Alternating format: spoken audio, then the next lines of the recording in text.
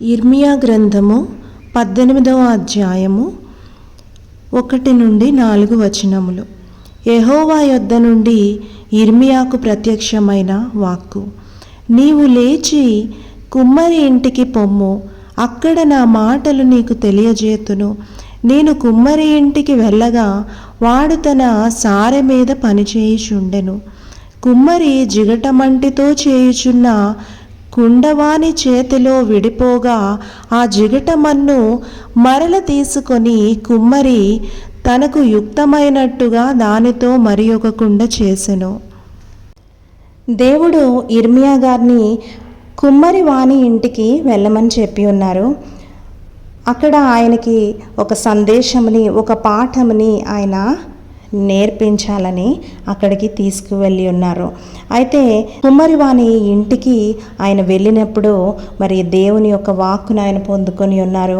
కుమ్మరివాడిని ఆయన చూసినప్పుడు ఆయన ఏం చేస్తూ ఉన్నారంటే సారె మీద మరి చక్కని కుండలను ఆయన చేస్తూ ఉన్నారు.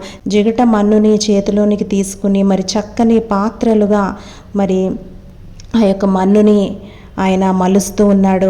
చేతిలో నుండి ఆ యొక్క మన్ను ఎప్పుడైతే జారిపోతుందో అప్పుడు ఆ యొక్క కుమ్మరి మరి విసుక్కోకుండా మరలా ఆయన చేతిలోనికి దాన్ని తీసుకుని మరలా చక్కని కుండగా మరి ఒక కుండగా దాన్ని చేస్తూ వచ్చి ఉన్నారు. ఇదంతా కూడా ఇర్మియా గారు గమనిస్తూ ఉన్నారు, చూస్తూ ఉన్నారు. అయితే ఆయన గ్రహించుకుని ఉన్నారు ఏమనంటే దేవుడు ఆ యొక్క కుమ్మరి అయి ఉన్నారు. ఆ యొక్క కుమ్మరి వలె తన యొక్క ప్రజల యొక్క జీవితాన్ని మలుస్తూ ఉన్నారు. ఆయన అనేకమైన అనుభవాల గుండా నడిపిస్తూ తన యొక్క ప్రజల యొక్క జీవితాలను ఆయన మలుస్తూ ఉన్నారు. తన యొక్క ఉద్దేశము చొప్పున మరి దేవుడు మీ యొక్క జీవితాన్ని ఆయన మలుస్తూ ఉన్నాడు. ఆయన యొక్క ఉద్దేశములు ఉన్నతమైన ఉద్దేశములు, ఆయన యొక్క ఉద్దేశములు అవి గొప్పవి, అవి చక్కనివి. ఒక చక్కని పాత్రగా నీ జీవితాన్ని ఆయన మలచాలనుకుంటూ ఉన్నాడు. ఆయన స్వారూప్యంలోనికి నీవు రావాలని ఆయన ఆశపడుతూ ఉన్నాడు. దానికోసం ఒక కుమ్మరివాడు మరి మన్నుని ఏ విధంగా అయితే చేతిలోనికి తీసుకుని మరి మలుస్తూ ఉన్నాడో అదే విధంగా మరి దేవుడు నీ యొక్క జీవితాన్ని ఆయన చేతిలోనికి తీసుకుని ఆయన నీ యొక్క జీవితాన్ని మలుస్తూ ఉన్నాడు. నువ్వు జారిపోయిన సమయంలో కూడా మరి ఆయన నిన్ను విడిచిపెట్టట్లేదు, ప్రేమతో నిన్ను మరలా దగ్గరికి తీసుకుంటూ ఉన్నాడు. కుమ్మరివాడు మరి చేతిలో నుండి మన్ను బయటకు వచ్చేసినా కూడా ఆ యొక్క ప్రాసెస్ డిస్టర్బ్ అయిపోతూ ఉన్నది. అయినప్పటికీ కూడా మరలా చేతిలోనికి తీసుకుంటూ ఉన్నాడు.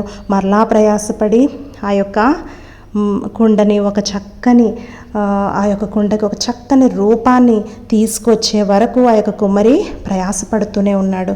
అలాగే దేవుడు కూడా నీ జీవితానికి ఒక చక్కని రూపాన్ని తీసుకురావాలి. ఆయన యొక్క ఉద్దేశాల చేత చక్కని ఒక పర్పస్ఫుల్ వెజల్గా నీ యొక్క లైఫ్ని ఆయన మౌల్డ్ చేయాలని ఆయన చాలా ప్రయాసపడుతూ ఉన్నారు. నువ్వు జారిపోయిన సమయంలో కూడా నిన్ను విడిచిపెట్టట్లేదు, ప్రేమతో ఆయన మరలా తీసుకుంటూ ఉన్నారు. కానీ ఈ యొక్క ప్రాసెస్ డిస్టర్బ్ అవ్వడం మూలంగా, అంటే నీ యొక్క డిజోబీడియన్స్తో ఈ యొక్క ప్రాసెస్ డిస్టర్బ్ అయితే కనుక ఆయన మరలా విడిచిపెట్టకుండా నేను మరలా దగ్గరికి తీసుకుంటూ ఉన్నారు. అది ఆయన యొక్క ప్రేమ.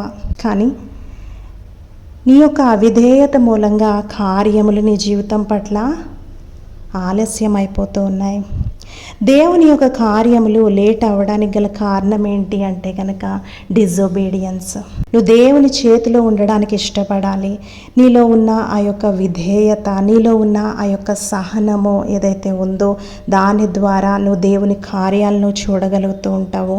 ఆయన చేతుల్లో ఉండడానికి నీకు కావలసింది ఏంటంటే విధేయత. ఆయన నడిపించే అనుభవాల గుండా నువ్వు వెళ్ళడానికి నీకు కావలసింది ఏంటంటే విధేయత, సహనము. ఆయన యొక్క కార్యాలను చూడాలంటే నీకు కావాల్సింది ఏంటి?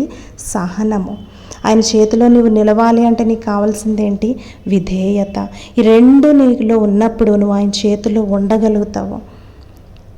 ఆయన మలిచినప్పుడు నువ్వు విధేయతతో, సహనముతో ఉన్నప్పుడు నీ యొక్క జీవితాన్ని ఆయన అందమైన పాత్రగా, అనేక మందికి ఆశీర్వాదకరంగా, ఆయనకి మహిమకరంగా నీ యొక్క జీవితాన్ని ఆయన మలచబోతూ ఉన్నాడు.